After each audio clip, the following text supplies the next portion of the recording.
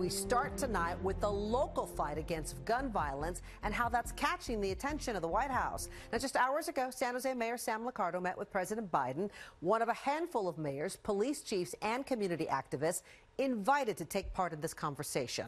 One of the talked about San Jose's new laws, part of a national roundtable at the White House.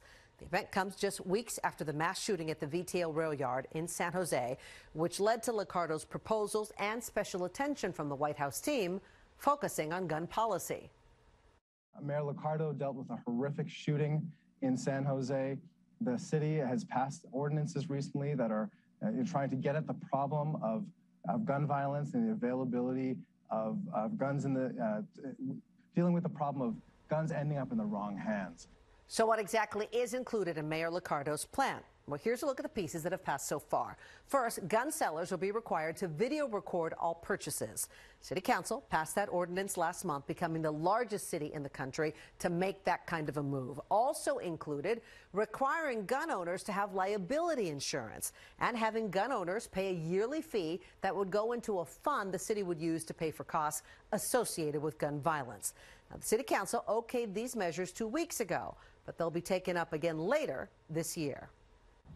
All right, joining us now is San Jose Mayor Sam Liccardo, who is in Washington, D.C. right now. And I know that you were among a handful of lawmakers and police chiefs that were also there speaking with the president about some of the gun reforms that he wants to do. The president has said that combating the gun epidemic in this country is one of his big priorities. So tell us about that meeting. Well, I was pleasantly surprised the president spent so much time with us. There was a small number of us, 3 police chiefs, myself, another mayor, Mayor Muriel Bowser from D.C., and a couple experts in community-based public safety solutions, and really spend more than 2 hours with us, talking in great detail about what's happening in our communities and how the federal government can be a better partner. And then we also talked, obviously, about the guns. It's been a long-standing passion of his to try to crack down more on illegal guns, and he was particularly interested in what we were doing in San Jose and cracking down on what we call straw purchasing, gangs and criminal organizations that are using third-party proxies to purchase guns in gun stores. And we talked a little bit about the videotaping and the inventory regulation that we're involved in. So, Mayor Liccardo, I know you were very passionate about this after the Aguirre shooting. You started drafting these ordinances, and then after the VTA shooting, it really became impassioned about doing it. But, you know, mass shootings make up less than 1% of the gun violence in this country, right? And most of the mass shootings that we've had recently in the Bay Area, all of those shooters bought their guns legally. So how would this ordinance or these changes even impact that? Wouldn't they have been able to get their guns anyway, and nothing would have stopped that? Well, Jessica, you're absolutely right. Mass shootings are a very small percentage of the deaths and injury that Americans suffer every year as a result of gun violence. And so these measures are around reducing those deaths and injuries in all their forms. And we need many measures, and I think there were 10 specific elements of the proposal that we moved forward at the council just a few weeks ago. I'm just talking about a couple. But what's also important to recognize is the essential effort to try to keep guns from getting into the wrong hands. And that's where ordinances like the fee requirement and the insurance requirement can have a real impact, because we know crooks aren't going to follow these laws. We know if criminals aren't going to follow them.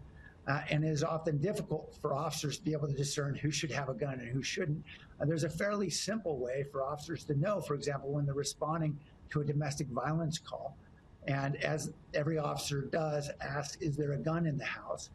If the point at which they understand there's a gun there, and they also learn that there's been no payment of a fee and there's no insurance, that gun can be seized right there on the spot. You don't need to go get a warrant. You don't need to call for a gun violence protective order. You can seize the gun and get it out of what would otherwise be a potentially deadly situation. That's what these kinds of rules can enable us to do to make our community safer. Mayor Sam Liccardo, thank you so much for joining us. Now, we should note that gun rights advocates have vowed to fight the mayor's plan in court. In fact, today we talked to the head of the gun owners for California, Sam Paredes. He believes that the law will actually be on his side. He knows that you cannot put preconditions on the exercising of a Second Amendment right. You can't do it. It cannot be done. The preparations are being made right now to challenge this both in state court on state preemption issues and in federal court based on Second Amendment issues, equal protection, and privacy rights. Now, we also spoke with the Firearms Policy Coalition about the gun rights issue. Head to NBCBarrier.com, search gun violence, and there you can find their full response to Mayor Liccardo's plan.